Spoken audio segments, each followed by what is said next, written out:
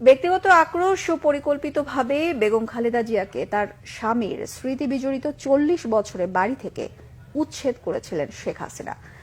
২০১০ সালে আইন আদালতের দোহাই দিলেও পতনের আগে নিজেই স্বীকার করেছিলেন তার এই জেদ পূরণের কথা।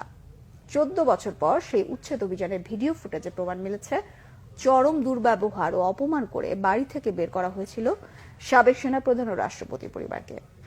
মিরাজ হোসেন গাজীর বিশেষ রিপোর্ট। তারা জবরদস্তি ধাক্কা মেরে আমাকে বাড়ি থেকে বের করেছে। কার কাছে আমি বিচার চাইব? সেদিন বেগম খালেদা জিয়ার কান্নায় কেঁদেছিলেন বিএনপির গুলশান কার্যালয়ে উপস্থিত দলের নেতাকর্মী সহ দেশের অগণিত মানুষ। কিভাবে রাষ্ট্রীয় সন্ত্রাসের মাধ্যমে আমাকে শহীদ জিয়ার স্মৃতি বিজড়িত বাড়ি থেকে উচ্ছেদ করা হয়েছে। একজন বিরোধী দলীয় নেত্রী, সাবেক ৩ বারের প্রধানমন্ত্রী, সাবেক রাষ্ট্রপতি ও সাবেক সেনাপ্রধানের সহধর্মিণী, তার এমন কান্নার পিছনের কথা জানেন না তরুণ প্রজন্মের অনেকেই। কি সেই অজানা কথা? আমি প্রায় ৪০ বছর ধরে এই বাড়িতে বাস করে আসছি। স্মৃতিময় বাড়ির সঙ্গে জোর করে ছিন্ন করা হলো আমার এতকালের সম্পর্ক। ১৩ নভেম্বর ২০১০ স্বামী জিয়াউর রহমানের স্মৃতি বিজড়িত ৪০ বছরের বাড়ি থেকে এক প্রকার টেনে হিঁচড়ে বের করে দেওয়ার বর্ণনা ছিল হৃদয় বিদারক। আজকে যেভাবে আমাকে অপমান করা হয়েছে, ঘরের দরজা ভেঙে আমার বেডরুমের দরজা ভেঙে রীতিমাত্র টেনে হিঁচড়ে তারা বের করেছে। আওয়ামী লীগ সরকারের পক্ষ থেকে সেদিন বেগম জিয়ার অভিযোগ অস্বীকার করে উল্টো তার বিরুদ্ধেই নানা অপবাদ ও অভিযোগ দেয়া হয়। টেনে হিচড়ে বাড়ি থেকে বের করে দেয়া, দরজার তালা ভাঙ্গা, এক কাপড়ে চলতে যেতে বাধ্য করা, নিকটাত্মীয়ের সাথে অসদাচরণ নিতান্তই অসত্য, বানোয়াট ও উদ্দেশ্য প্রণোদিত।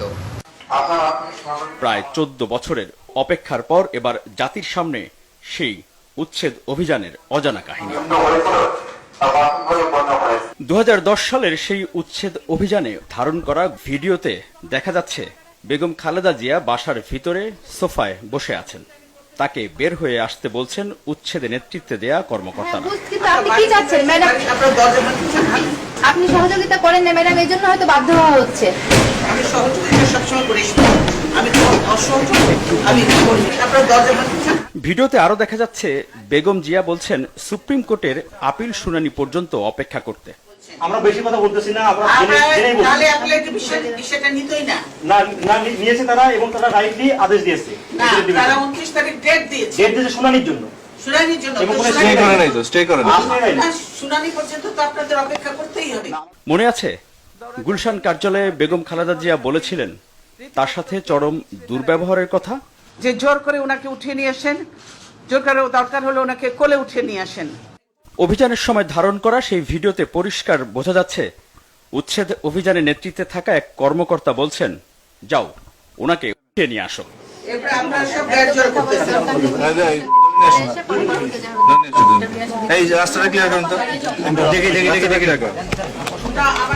এছাড়া বেগম খালেদা জিয়ার বেডরুমের দরজা ভেঙে ভিতরে প্রবেশ করেছিল উচ্ছেদ অভিযানে অংশ নেয়া সদস্যরা। সবচেয়ে সুন্দর ঘর বেগম খালেদা জিয়ার শোবার ঘরটি। শুধু তাই নয়, পরবর্তীতে নির্ধারিত কয়েকটি গণমাধ্যমের সাংবাদিককে নিয়ে আপত্তিকর কিছু দৃশ্য প্রচারের নাটক মঞ্চস্থ করা হয়েছিল। বলতে গেলে বাথরুমটি আরো অভিজাত।